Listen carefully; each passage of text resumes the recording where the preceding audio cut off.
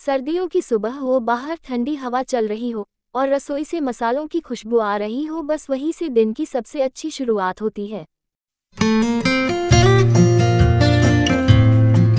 आज हम बनाएंगे एक ऐसा पराठा जो सर्दियों की ठंड को मिटा देगा और मन को खुश कर देगा। प्याज बेसन का पराठा।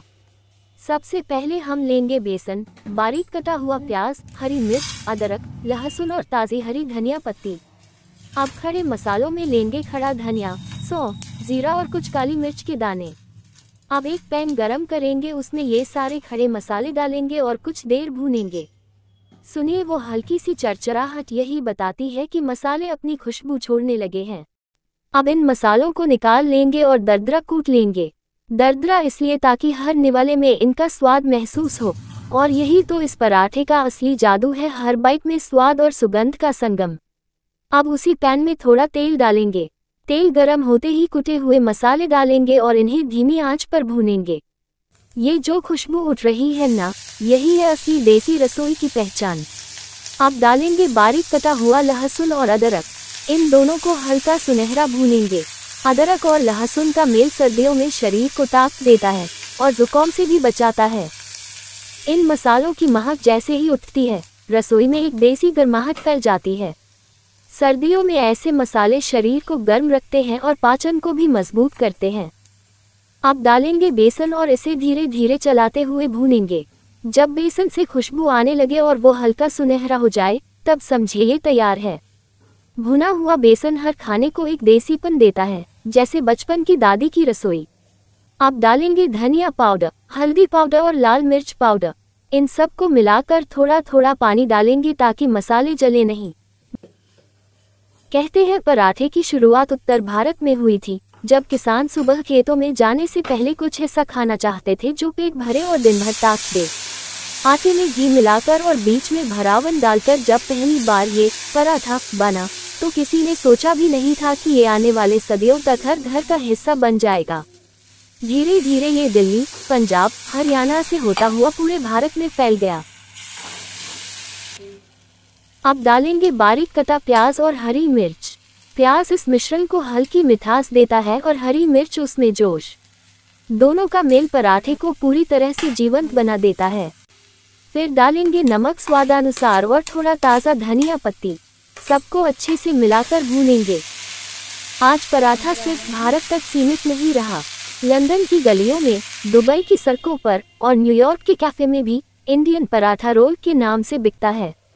विदेशों में रहने वाले भारतीय जब सुबह तवा गरम करते हैं और पराठे की महक उठती है, तो उन्हें अपना देश याद आ जाता है। कई जगहों पर अब पराठे को फ्यूजन डिश बना दिया गया है। चीज़ पराठा, चॉकलेट पराठा, यहाँ तक कि एवोकाडो पराठा तक। और लीजिए, हमारा भरावन तैयार है, महकदार, पौष्टिक और सर्दियों के लिए एकदम मुफीद। अब इसे थोड़ा ठंडा होने देंगे। अब एक लोई बेलेंगे और उस पर थोड़ा घी या तेल लगाएंगे। घी सिर्फ स्वाद नहीं देता, ये पूरे पराठे में एक सुनहरी परत छोड़ देता है। अब इस रोटी पर वो तैयार किया हुआ बेसन प्याज का मिश्रण फैलाएंगे। पराठा सिर्फ एक डिश नहीं, एक एहसास है। किसी की माँ सुबह सुबह उठकर बच्चों के टिफिन में रखती है। कहीं दादी पोते के लिए बेसन में हल्का सा नमक और हरी मिर्च डालकर बनाती है। हर घर में इसका तरीका अलग, पर भावना एक ही, खाना प्यार से बनाओ। ऊपर से दूसरी रोटी रखकर हल्के हाथों से दबाएंगे और धीरे धीरे बेलेंगे। कहते हैं प्याज बेसन का पराठा राजस्थान और हरियाणा के गांवों में बहुत प्रसिद्ध है। सर्दियों में लोग सुबह सुबह इसे दही या लस्सी के साथ खाते हैं ताकि दिन भर ऊर्जा बनी रहे।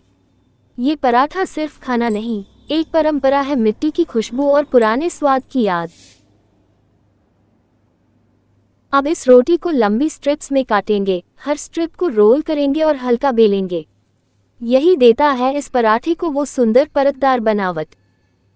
भारत में शायद ही कोई ऐसा राज्य हो जहां पराठा न मिलता हो। पंजाब में आलू वाला, राजस्थान में बेसन वाला, बंगाल में मुगलाई पराठा, बिहार में सत्तू वाला और दक्षिण भारत में मैदा से बना परोठा। हर जगह स्वाद बदल जाता है, पर नाम वही रहता है, पराठा।